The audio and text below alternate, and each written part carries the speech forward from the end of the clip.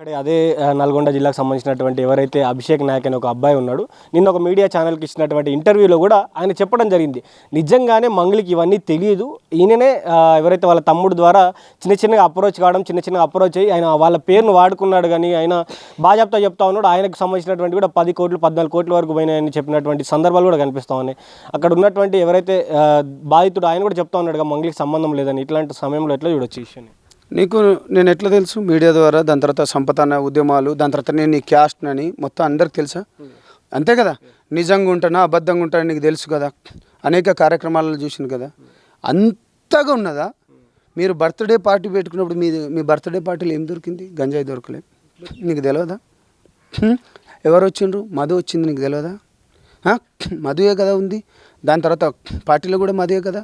మీ ఇంట్లో మీరు ఎక్కడైతే రెంట్కి ఇచ్చిండ్రో మీ ఫోన్ డేటా లొకేషన్ తీస్తే తెలియదా? ఇవన్నీ నేను చెప్తున్నాను కాదు. ఫస్ట్ రోజు గత 7 రోజుల క్రితం నువ్వు పంజాగుట్ట దగ్గరకు వచ్చి ప్రెస్ మీట్లో మీరే మాట్లాడింది. ఆ వీడియో విజువల్స్ ఇప్పుడు ఓపెన్ చేసి చూపిస్తా. నాకు నిజాన్ని నాకు అతను తెలుసు, కానీ అతను ఈ విధంగా చేయలేదు అనుకున్నాడు కాకుండా నాకు అతను ఎవరో కూడా తెలియదు, నాకు అతనికి సంబంధమే లేదు, కావాలని ప్రాపగండా. మరి ఇదంతా ఏంది? ఇంతమంది సింగర్లు ఉన్నప్పుడు ఎవరికి లేనిది నీ పేరే ఎందుకు వచ్చింది అంటున్నా. నేను ప్రపంచవ్యాప్తంగా ఎదుగుతున్నా కాబట్టి నన్ను ఇబ్బంది పెట్టాలని చూస్తున్నారు అంటుంది. అవునా? మరి మిగతా వాళ్ళు ఎదగలే? మిగతా వాళ్ళు ఎదుగుతలేరా? నీ పైన మిగతా సింగర్లు ఒకానొక సందర్భంలో మా అవకాశాలని ఈమెనే కోల్పోతుందని చెప్పేటప్పటికి టాలెంట్ ఉన్నప్పుడు ఎవరిని ఆపలేరు. నీ పైన ఆరోపణలతో పాటు కేసు రిజిస్ట్రేషన్తో పాటు నువ్వు సంబంధం లేదని కాడ వీడియో విజువల్స్ కూడా వచ్చినాయి కదా. మీరేమన్నారు? నేను కమాయించుకోవాలంటే కోట్లు కూడా కమాయించుకోవచ్చు, ఏ పార్టీకి కూడా నేను పాటలు పాడలే, ఏ పార్టీలో రాజకీయ పార్టీలు కూడా పోలే అన్నావు కాదా? అన్నీ మీకు తెలుసు, మీ ఛానల్ వాళ్ళకు తెలుసు, జనాలకు కూడా తెలుసు. మీరంత స్మార్ట్గా అది మంచి పద్ధతి కాదమ్మా. ఇప్పుడు మీరు నిజంగా ఇప్పుడు పార్టీ అంశం వచ్చింది కాబట్టి ఇప్పుడు ఆమె ఇంతకుముందు గతంలో వైసీపీకి సంబంధించినటువంటి పాటలు పాడడం, వాళ్ళకి ప్రచారం చేయడం ద్వారా మీరు అంటే నార్మల్గా మీరు జనసేన సంబంధించినటువంటి నాయకులు కాబట్టి మీ పార్టీ ఏమన్నా ఆదేశాలు ఇచ్చిందా ఇట్లా మంగ్లీ మీద మాట్లాడాలని, మంగ్లీ అంశాన్ని తెరపైకి తీసుకురావాలని?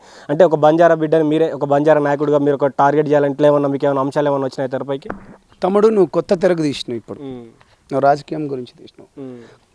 నన్ను మీరు 10 ఏళ్ళ నుంచి చూస్తున్నారు. ఎప్పుడైనా జెన్యూనిటీ వైపు ఉంటానా, ప్రజల వైపు ఉంటానా మీరు చెప్పాలి. మీరు సందర్భానుసారం మీరు జెన్యూనిటీ వైపు నిలబడ్డారు. సందర్భానుసారం కాదు తమ్ముడు. నువ్వు మెజారిటీగా నాది ఏ కేసులు చూసినా కానీ నిన్న జెన్యూన్ వైపే మాట్లాడతాను. నేనేమంటున్నా అంటే ఈ అంశం మీద, ఎందుకంటే నిజంగా అక్కడ ఇప్పుడు మైక్ నాకు ఈ అంశం మీద నేను Telangana cinema artist association general సెక్రటరీగా ఉన్నా. గతంలో సెలబ్రిటీ క్రికెట్ లీగులు కూడా పెట్టుకున్నాము. ఇదే ఉస్మాన్ యూనివర్సిటీ అదే విధంగా నా బంజారా బిడ్డలు అనేక మంది కూడా వచ్చిండ్రు. ఇదే సెలబ్రిటీతో ఉన్నాము. నిజంగా నేను జనసేన పార్టీ నా నాయకులు కానీ, నా ఫోన్ డాటా ఉంటాయి కదా మొత్తం తీయండి, నా నాయకులు కానీ లేకపోతే ఎవరు కానీ చెప్పేటోళ్ళు కాదు. నేను నిజం వైపు మాట్లాడతా. నేను మీకు ఇప్పుడు ఫోన్లో చూపించింది ఎవరు ఈయన పేరు ఏమున్నది? ఒక నిమిషం. బాధితుడి పేరు ఏమని ఉన్నది? పాల్తియా అంటే ఎవరు? పాల్తియా కోటేష్ నాగార్జున సాగర్ అని ఉందా లేదా? ఇది ఎవరు? బంజారా బిడ్డలు కదా. నిజంగా నేను జనసేన పార్టీ చేసుకుంటే అది ఇంకా వేరే రకంగా ఉంటుంది. ప్రొడ్యూసర్లకు బాజాప్తా కాల్ చేస్తా. నెక్స్ట్ ఏం చేస్తాం తెలుసా? ప్రొడ్యూసర్ కౌన్సిల్తో పాటు ప్రొడ్యూసర్ కూడా కాల్ చేసి మా అసోసియేషన్ మొత్తం కూడా గుగబెట్టి ఇటువంటి ఆమెను కూడా తీసుకోవద్దని బాజాప్తాగా నేను చెప్తా కదా. పార్టీ జెండా నేను ఎక్కడ కప్పుకోలేదు, కండవా కప్పుకోలేదు. నాతో ఉన్నది కూడా తమ్ముడారే అశోక్ ఇద్దా. ఆయన ఎవరు? ఆయనను మీరు చూస్తలేరా? చైత్ర అప్పటి నుంచి అబ్బాయిని మీరు చూస్తలేరా? గిరిజన సంఘ నాయకుడే కదా ఇద్దా.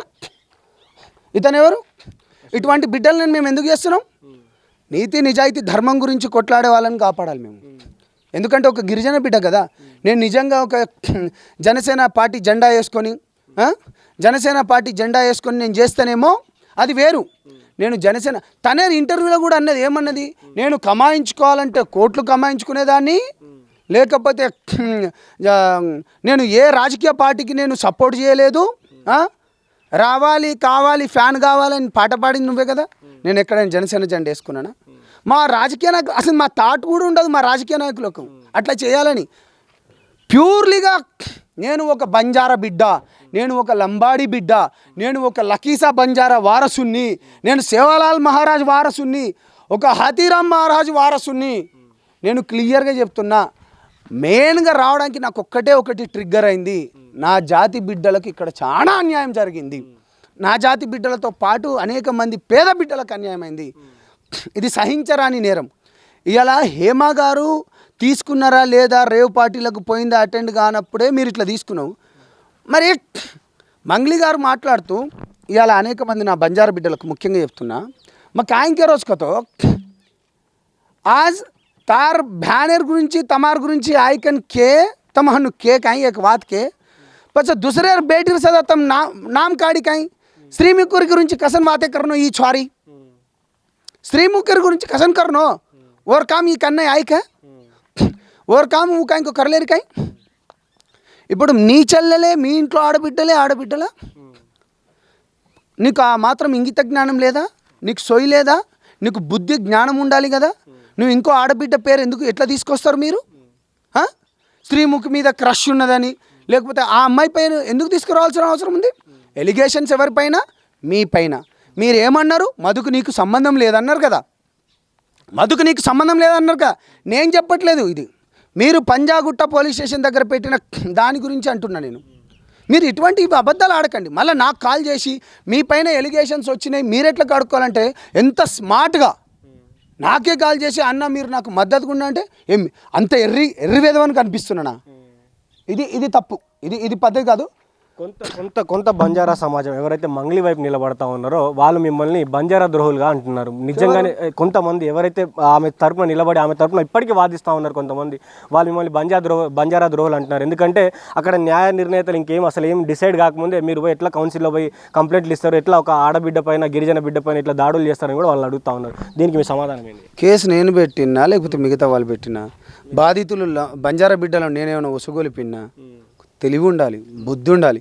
కొంతమందికి పేడిగా నేను ఇంకా చిట్టా చెప్తే సోకాల్డ్ వాళ్ళందరూ చేస్తారు, ఎవరెవరికి డబ్బులు ఎంత వచ్చినాయి అంటే ఒకటే రోజు వీళ్ళందరూ రావడం గల కారణం ఇక వద్దులే కానీ పాపం వాళ్ళు కూడా బంజారా బిడ్డలే, కానీ వాళ్ళు మాట్లాడినట్టు నేను మాట్లాడి నా స్థాయిని నేను దిగజార్చుకోలేను. అంటే మంగ్లీ వాళ్ళకి మాట్లాడమని డబ్బులు ఇచ్చిందంటారా? నేను నా స్థాయిని నేను దిగజార్చుకోలేను బ్రదర్, మిత్రుడా. నేనేమంటున్నానంటే నిజం వైపు ఉండాలనుకున్నా. ఇది నిజం. బంజారా బిడ్డలకు మోసం జరిగింది నిజం, బంజారా బిడ్డలు మోసపోయింది నిజం, బంజారా బిడ్డల నుంచి కోట్ల రూపాయలు దండుకున్నది నిజం. బంజారా డ్రెస్ వేసుకొని ఇదే 14 ఏళ్ల క్రితం తెలంగాణ ఉద్యమం నడుపుతుంటే నువ్వు V6లోకి వెళ్ళి ఎట్లొచ్చినావు పాటలు పాడింది, ఈ జానపదాన్ని మీరు అక్కడి కర్నూలు దగ్గర ఆ ప్రాంతానికైనా కానీ మిమ్మల్ని హక్కున చేర్చుకున్నది తెలంగాణ ప్రాంతం నిజం. ఉద్యమకారులు నేను హక్కున చేర్చుకున్నది నిజం. నువ్వు తెలంగాణ పాటల్ని కూడా నేను గుండెలో పెట్టుకున్నది నిజం. కానీ నువ్వు ఆ బిడ్డలకు నీకు ఎవరైతే ఎక్కువ ఫాలోవర్ ఉన్నది నువ్వు వాళ్ళ దగ్గరికి వెళ్ళిదే. మధుగాడు ఏమేం చేసిండో నీకు తెలుసు, మధు పైన పోలీస్ స్టేషన్లో కేసు అయింది కూడా తెలుసు. నేను అదే అంటున్నాను. ఇప్పుడు చాలామంది అంటున్నారు ఒక ఆడబిడ్డ కదా అంటున్నారు. మరి ఇక్కడ మోసపోయింది అందరు ఎవర్రా బాబు? నీకు 5 లక్షలు 10 లక్షలు 25 లక్షల రూపాయలు నీకు చూపించిన కదా, అదంతా ఈజీయా? ఏం తమ్ముడు ఇవాళ ఇంకో మొన్న పీజీ డాక్టర్ అబ్బాయి చనిపోయాడు, వ్యవసాయం చేసి బతికినోళ్ళు, చేతికి వచ్చిన పంటవాడు మొత్తం ఖరాబ్ అయితే వాళ్ళ అమ్మ గోస చూస్తుంది కదా. చదువుకోవడానికో వైద్యానికో మన దాంట్లో ఎట్లా కష్టపడతారో నీకు తెలుసు. పేటేనా నే కావచ్చు, కడుపుకు తినకపోయినా కానీ నా బిడ్డ బాగుండాలని కొన్ని దాచిపెట్టుకుంటారు పెళ్ళిళ్ళకని. 3 చనిపోయినరట. ఈ అబ్బాయి నేను ఒకసారి నేను లైన్లో ఇప్పుడు కాదు కానీ నేను ప్రెస్ మీట్ పెట్టేటప్పుడు వాళ్ళందరినీ పెడతా. 3 చనిపోయినరట తమ్ముడు ఇప్పటి వరకు బాధితులు. అయితే ఇప్పటికీ చాలా మంది ఇది 10 కోట్ల స్కామ్ అంటున్నారు, కొంతమంది 50 అంటున్నారు, 80 అంటున్నారు, 150 అంటున్నారు, 300 అంటున్నారు, ఒక్కొక్క 1000 కోట్లు. ఎంత మేరకు ఇక్కడ వసూలు చేసి ఉంటారు ఈ మధు అనే వ్యక్తి కావచ్చు, బాలాజీ అనే వ్యక్తి కావచ్చు? అసలు బాలాజీ అనే వ్యక్తి పేరు కూడా తెరపైకి ఇక్కడ రానటువంటి పరిస్థితి. అసలు ఫస్ట్ ఎంత వసూలు చేసి ఉంటారు వీళ్ళు? దీనికి అంతటికి కారణం బాలాజీ దగ్గర డ్రైవర్గా పనిచేసేవాడు ఒక మధు, ఒక కంపెనీలో పనిచేస్తాడు. ఆయనకు ఆ కోట్లేంది, లేకపోతే ఆ కార్లేంది, అదంతా ఆ పూల వర్షాలేంది. ఎవరి టాలెంట్ వాళ్ళది, ఎవరి తెలివి వాళ్ళది అనుకుందాం. కానీ ఈ విధంగా మోసం చేయదుగా. బాలాజీ ఇటువంటి కేసులలో అరెస్ట్ అయ్యి జైలుకు కూడా పోయి వచ్చిండు, దాని తర్వాత మధు కూడా పోయి వచ్చిండు. ఇప్పుడు అది ఎన్ని కోట్లు అనేది నేను కాదు, గౌరవ డీజీపీ గారు, గౌరవ సిఐడి దగ్గరకు వచ్చినటువంటి దాదాపు 60-70 దాంట్లో మీరు నార్మల్గా చూస్తే ఎంతవరకు కనిపిస్తూ ఉంది? ఇది ఇంకో కేసుకు సంబంధించింది. నేను అందుకనే ఇప్పుడు డీజీపీ గారిని కూడా ఒక 2-3 రోజులలో కలవబోతున్నాను. దీనిపైన ప్రెస్ మీట్ కూడా అంటే ఇవన్నీ కొన్ని టీమ్స్ ఉన్నాయి. గతంలో బాలాజీ టీం కానీ, దాని తర్వాత మధు టీం కానీ, దాని తర్వాత ఇప్పుడు నాకు ఇంకొకటి వచ్చింది బద్యానాయక్, భీమానాయక్ దిండి ప్రాంతంలో. వీళ్ళందరూ మన బంజారా బిడ్డలే. ఇటు దేవరకొండ నుంచి మొదలు పెట్టుకొని మాల్, మల్లెపల్లి, నాగార్జున సాగర్, దిండి, ఈ ప్రాంతంలోకి వెళ్ళి కర్ణాటక, జహీరాబాద్, ఇటు కర్నూలు, ఈ ప్రాంత బిడ్డలు ఎక్కువగా వస్తున్నారు. వీళ్ళందరితో కలిపి కూడా నేను మాట్లాడుకుంటాను. నిజాలు తెలియకుండా మీరేమో అన్నెసెసరీగా వెనుకోసుకు వచ్చే సమయంలో వెనుకేసుకో రావచ్చు, నేను కాదనను. మెజారిటీగా నీకు మోసం జరిగింది, 100 కోట్ల రూపాయలని చాలా క్లియర్గా ఉంది. నేను ఏమంటున్నాను అంటే గౌరవ పోలీస్ డిపార్ట్మెంట్కి కూడా నేను ఒకటే కోరుతున్నాను, సాధ్యమైనంత వరకు డబ్బులు ఎక్కడి నుంచి ఎట్లా ట్రాన్స్ఫర్ అయినాయి, ఎక్కడికి పోయినాయి, దాన్ని మొత్తం రికవర్ చేయాల్సిన బాధ్యత మీ పైన ఉంది. ఈ ఇష్యూలోకి వెళ్ళి బయటికి కడిగిన మొత్తం లెక్క కూడా మంగ్లీ గారు రావాలనుకుంటున్నాను. అంతవరకు మంగ్లీ గారికి ఎటువంటి అవకాశాలు కూడా ఇవ్వద్దు. దాని తర్వాత కూడా ఇప్పుడు ఆ వీడియో విజువల్స్ కూడా ఉన్నాయి, మీ అందరికీ తెలిసిందే. అందరు చూపిస్తున్నారు, అందరు ఉన్నారు. సంబంధం లేనప్పుడు ఏ విధంగా సంబంధం లేదు, ఒకవేళ సంబంధం ఉంటే ఏ విధంగా సంబంధం ఉంది తెలుపుకోవాల్సింది అది మీరు. అంతవరకు అయితే దీనిపైన ఇంకా నేను ఎక్స్ట్రీమ్ స్టెప్స్ చేయలేదు. నిజంగానే నేను ఎక్స్ట్రీమ్ స్టెప్స్ చేయాలనుకుంటే తెలంగాణ మా సినిమా ఆర్టిస్ట్ అందరినీ కూకబెట్టి అందరు ప్రొడ్యూసర్స్ కూడా చెప్పేసి, దాని తర్వాత యూవీ క్రియేషన్ వాళ్ళు, లేకపోతే మిగతా కొన్ని శ్రేయాస్ మీడియా లాంటి వాళ్ళు కొన్ని ప్రోగ్రామ్స్ ఇస్తారు, బ్రహ్మాండంగా ఇవ్వద్దు. ఎందుకంటే వీళ్ళ సినిమాలు చూసేది పేద బిడ్డలు. ఇవాళ పేద బిడ్డలకు నష్టం జరిగింది, వాళ్ళందరూ రేపు మీ ఆఫీసుల దగ్గరకు వస్తే ఎట్లుంటుంది? అది వేరుంటుంది, ఇంకా అది వేరుంటుంది. నీకు ఇవాళ ఇంత డబ్బులు దాకా ఎట్లొచ్చినాయి? నువ్వు సెలబ్రిటీ అనే ఒక ముసుగు ఇచ్చుకున్నావు. నీకు ఏ విధంగా వచ్చినాయి? మేము ఎందుకు ఆపాలంటున్నామంటే సెలబ్రిటీ మంచికి వాడాలి కదా, నువ్వు చెడుకు వాడొద్దు కదా, నువ్వు చెడుకు వాడుతున్నావు. అందుకని చెప్పేసి చాలా మంది ఏజెంట్లు కూడా ఉన్నారంట, ఈ మధు కింద కావచ్చు, ఇప్పుడు గ్రామాల వైజ్గా ఏజెంట్లు ఉన్నారంట. నెక్స్ట్ ఏజెంట్లనే టార్గెట్ చేయాలని కూడా చాలా మంది అడుగుతున్నటువంటి ప్రశ్న. నిజంగానే ఒక గ్రామానికి ఒక ఏజెంట్ 10 కోట్లు, 15 కోట్లు, 20 కోట్లు కలెక్ట్ చేసి ఇచ్చినటువంటి పరిస్థితులు కూడా ఉన్నాయంట. గతంలో ఇట్లా మైక్రో ఫైనాన్స్ పేరిట ఇట్లా మోసపోయి చాలా మంది చనిపోయిన వాళ్ళు ఉన్నారు. ఇది కొత్త దారులకు ఏర్పడుతుంది. పోలీసు వారు ఎంతసార్లు చెప్పినా కానీ జనాలకు, మీకే నేను చెప్తున్నా, భాయ్ బియా సేన రామ్ రామ్ मैं तुम्हारा संपदा नायक छू, तमें हाथ जोड़न, तमें बातें करो छू, काइन को आवेश पड़न जान, तमार घर यार सजोकन तम पीसा जाओ इधे हन्नुच रचे आन टांगे हाथे झल रचे बापू तमें धोक दी इधे अत्राक्ति दरादो అని. అదేవిధంగా మిగతా మిత్రులకు కూడా నేను చెప్తున్నాను, బంజారా బిడ్డలతో కూడా మిగతా వేరే నా సహోదరులకు చెప్తున్నాను, చేతులెత్తి దండం పెడుతున్నాను.